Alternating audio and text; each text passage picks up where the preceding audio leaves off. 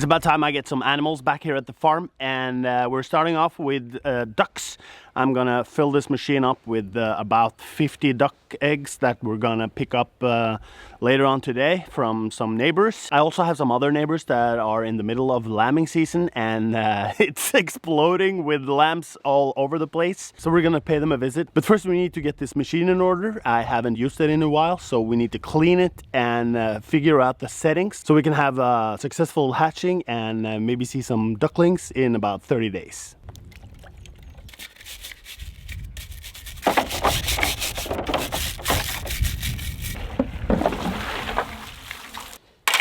I can't quite remember when I used this the last. It's been on loan to a couple of friends, but I want to clean it and make it a safe environment for the ducklings. It's going to be quite damp and hot and moist in there, so you don't want to make an environment for bacteria to grow. When the ducklings comes out of their eggs in about a month, it's going to be filthy enough.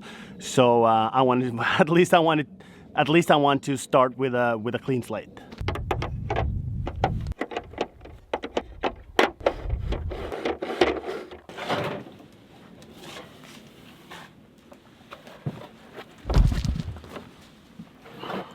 Of course, if this were in nature, a duck would do this job a lot better than me.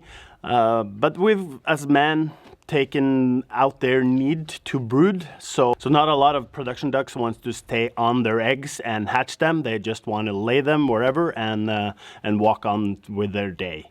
And at the moment I don't have any ducks to do the job, so thankfully I have this machine and hopefully it will turn into some ducklings. I have been debating on where to put it. It needs water and power and attention for the next 30 days. The natural thing would be to do it out here in the barn, or the dairy as we call it, even though it's no milk there. I'm thinking the surrounding temperature should be more even than I get out in the dairy. So I may put it in the kitchen for a more even temperature, and also that way I can check if anything's wrong just by being there. We have some odd temperatures at the moment. We have -degrees during the night and up to 17, 18, 20 degrees Celsius during the day.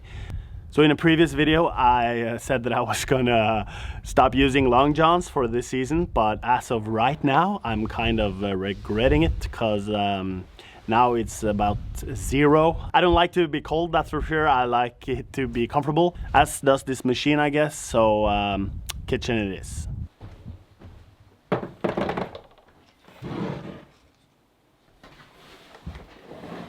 This thing is a bit harder to clean. It has 2 layers with air in between, and that's where all the dust is gathering. I really want to take it out, but it seems like the only way to do that is take the whole thing apart, and I guess I have to do that.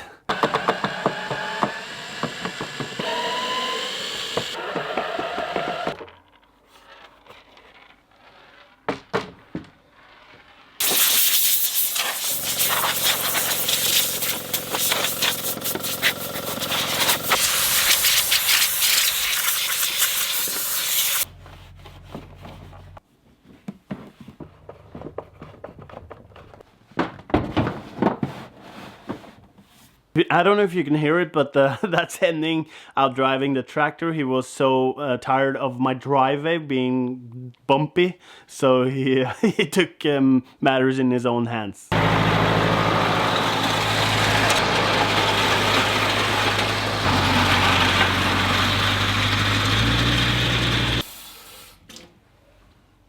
Now this small tube sucks water from this bottle into the machine.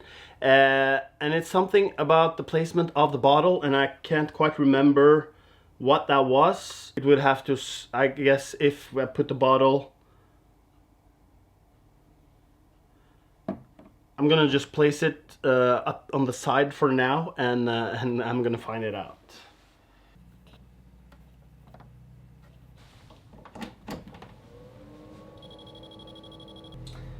So now I'm gonna just leave it here and let it acclimatize and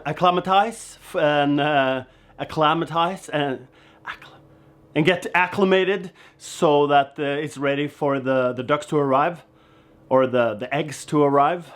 I'm not sure if what I think about having this monstrosity on my kitchen, but at least it's safe, because whenever I enter the kitchen, I immediately see if it's out of water, or if it's out of power, or if something happened.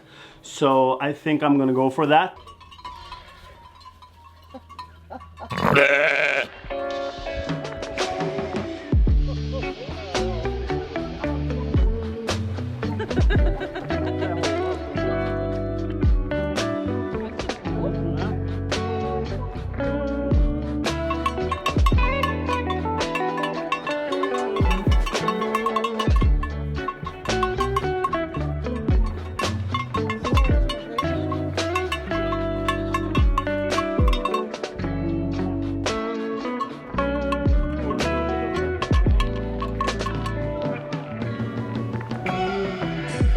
So usually at this time of the lambing, the people here tend to be kind of tired, so that's why I thought a dessert with lots of sugar in it would be helpful. But it seems like they have everything under control. They've had a lot of help from friends and family, so everything seems together. And it's, as we say in Norwegian, god stemning. And it's no stress, neither for the animals or the people that work here. I have to say I'm a bit disappointed, because usually there are lambs that needs to be bottle fed. Either the moms get sick or don't want them. I had a plan that maybe I could take all the bottle lambs and take them back to my place and feed them and raise them, and maybe keep 2 of them so that I had sheep on my own. But these guys have done a really good job with that. When there's a motherless lamb and another sheep has her lamb, they take the motherless one over to them and smear them in with the goo and the blood and everything that comes out of the sheep, so that she thinks that the lamb is her own, and then she takes her in and everything's fine. Except for me though, because I don't get any lambs.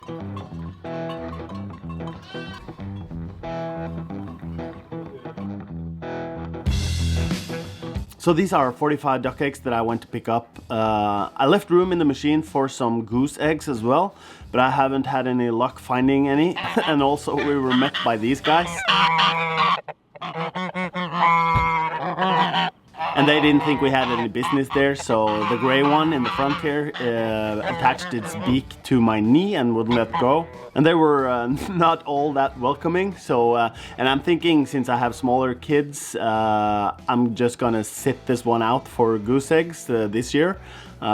Maybe next year though.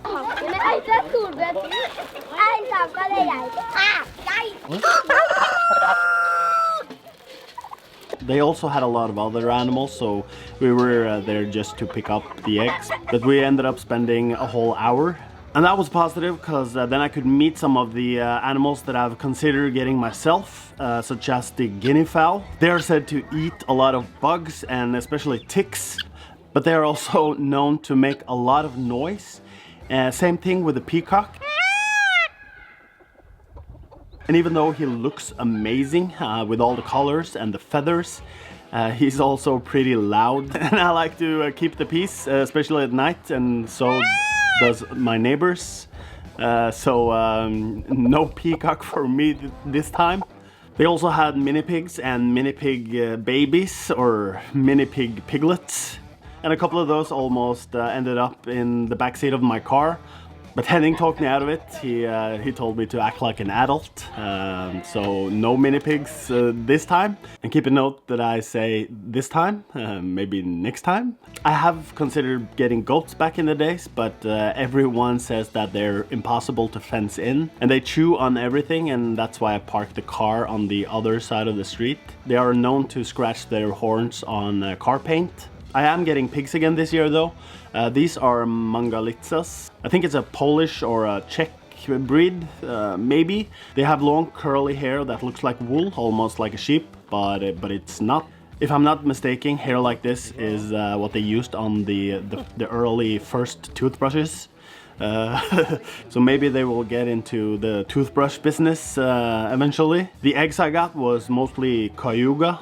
It's a black breed with green reddish tint in it. It kind of shines and glows in the sun. There's also a couple of Muscovy eggs in here. That's also a quite large breed, which I've had before, and I think they're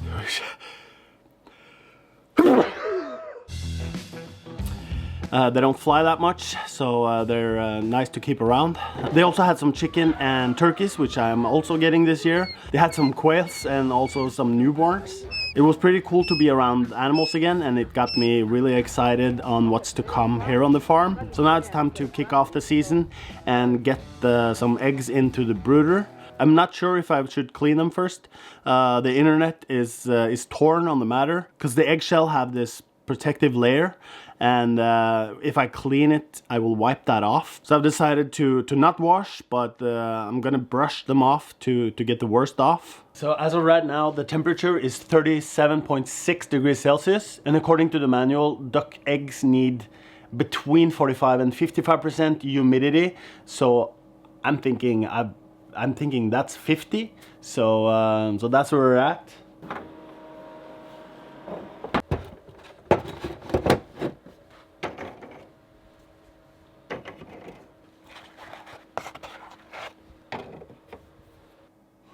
I kind of forgot that duck eggs are a bit bigger than chicken eggs, and this machine has room for 56 eggs, but clearly not duck eggs, so the total amount of duck eggs for this year is 41.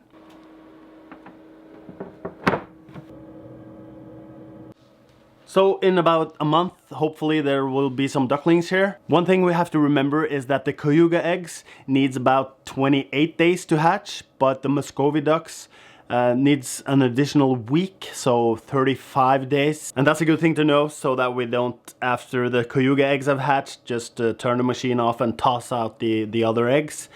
They will need some extra days. So that's that. Thank you for watching. See you next time.